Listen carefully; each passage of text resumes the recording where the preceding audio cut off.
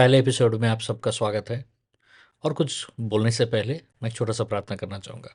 परमेश्वर, मैं धन्यवाद देना चाहता हूँ आज जो भी हमारे साथ जुड़े हैं और जो भी इस कोर्स को खरीदे हैं परमेश्वर, उन सबों के ऊपर परमेश्वर आप अपना आशीष को ढेलिए।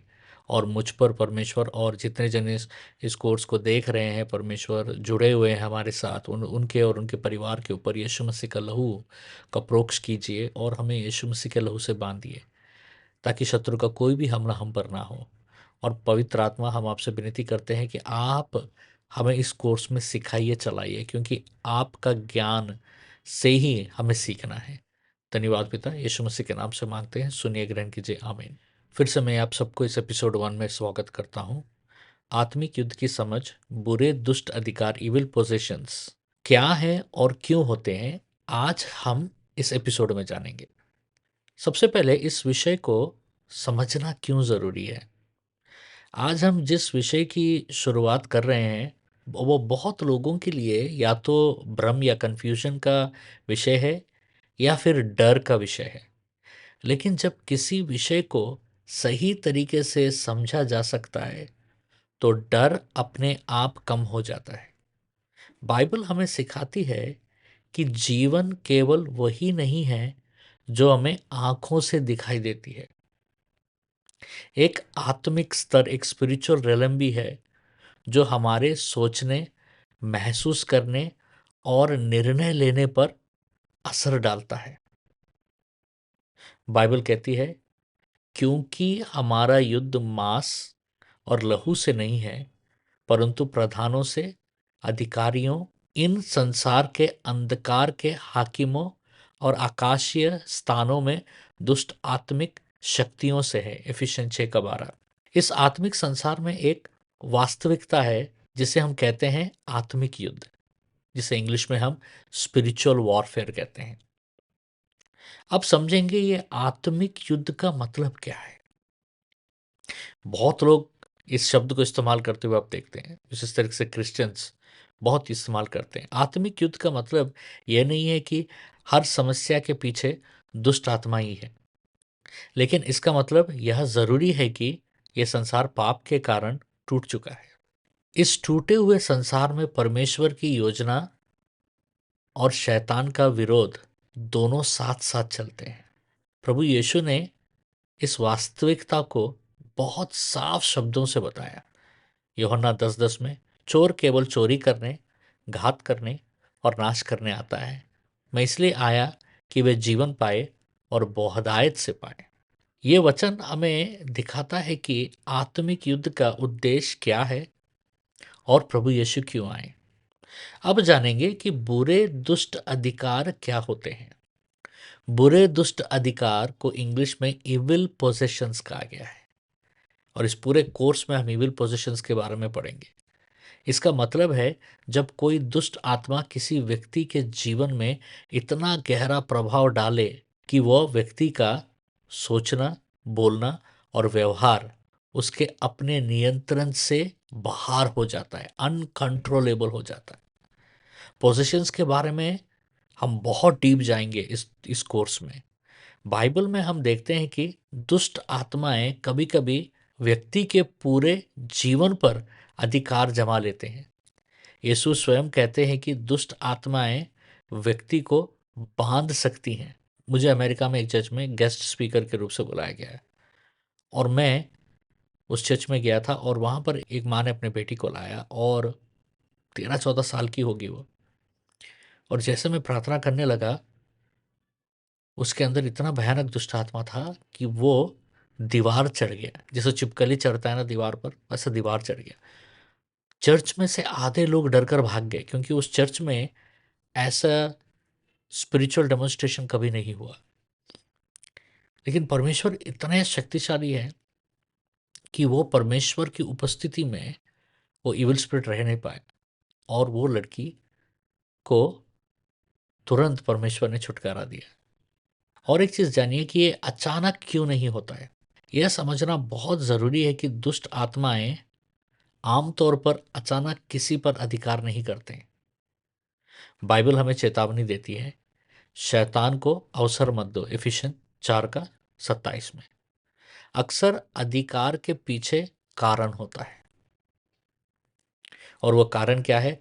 पाप में लगातार बने रहना, आत्मिक खालीपन महसूस करना, परमेश्वर से दूरी, गलत आत्मिक रास्तों में जाना।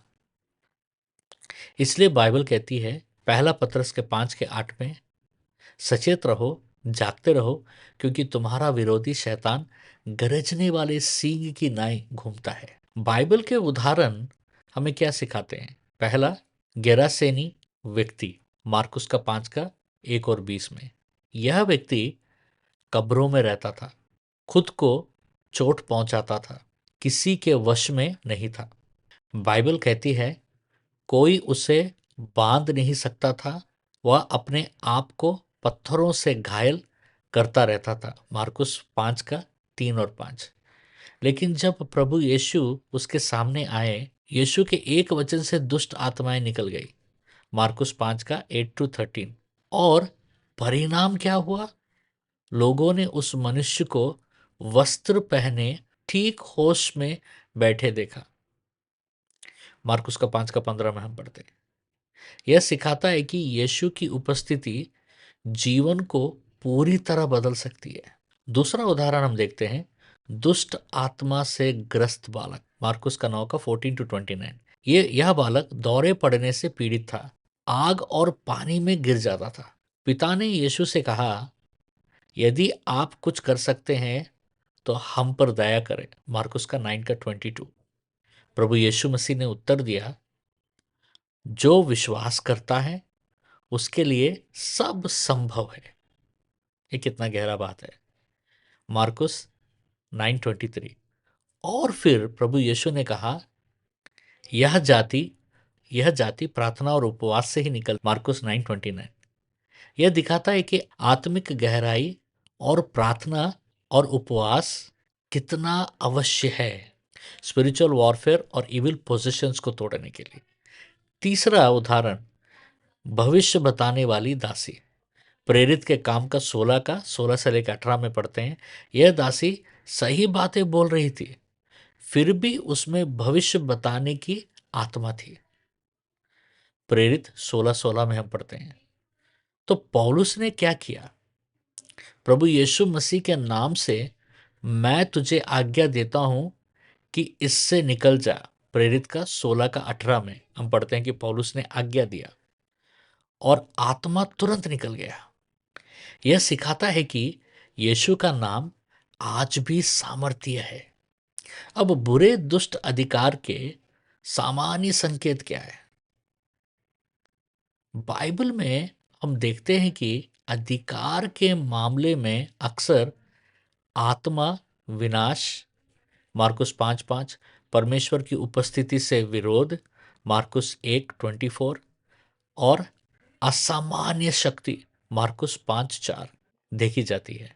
मुझे एक दिन एक व्यक्ति फोन किए और मैं प्रार्थना में था उस समय में, और उन्होंने कहा कि मेरे ऑफिस में मेरा एम्प्लॉय को दुष्ट आत्मा पकड़ा है और मैं उसको लेकर आ रहा हूँ।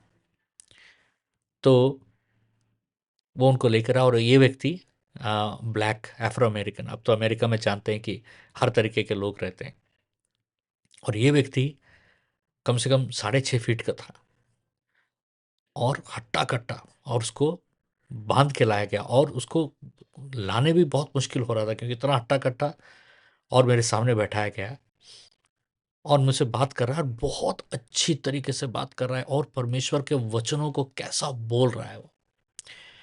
मैंने आधा घंटा उसकी बातें सुनी और मैंने उससे पूछा, तू कौन है? जैसे मैंने उससे ये सवाल पूछा, तू कौन है, वो बोलता, व्हाट यू मीन, बोलता, आप क्या कहना चाहते हैं? तो मैंने कहा, तू जो भी है इसके शरीर से बाहर निकल।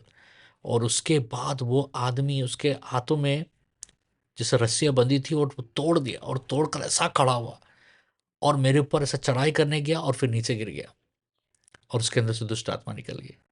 तो दुष्ट आत्मा से पीड़ित लोगों में बहुत असामान्य शक्ति और बल आ जाता है। लेकिन बाइबल यह भी सिखाती है कि हर समस्या दुष्ट आत्मा से नहीं होता है। बुद्धिमान सब बातों को परखता है, नीति वचन 14:15 में पढ़ते हैं। इस एपिसोड का उद्देश्य डर पैदा करना नहीं है, इसका उद्देश्य है सच्चाई को समझाना, आत्मिक वास्तविकता, ट्रूथ को पहचानना, और यह जानना कि परमेश्वर ने आपको असहाय नहीं छोड़ा है, हेल्पलेस नहीं छोड़ा है। क्योंकि बाइबल कहती है जो आप में है वो संसार में रहने वाले से बड़ा है, पहला यूहन्ना 4:4। तो अगले एपिसोड में हम फिर मिलते हैं। परमेश्वर आपको बहुत आशीष दे।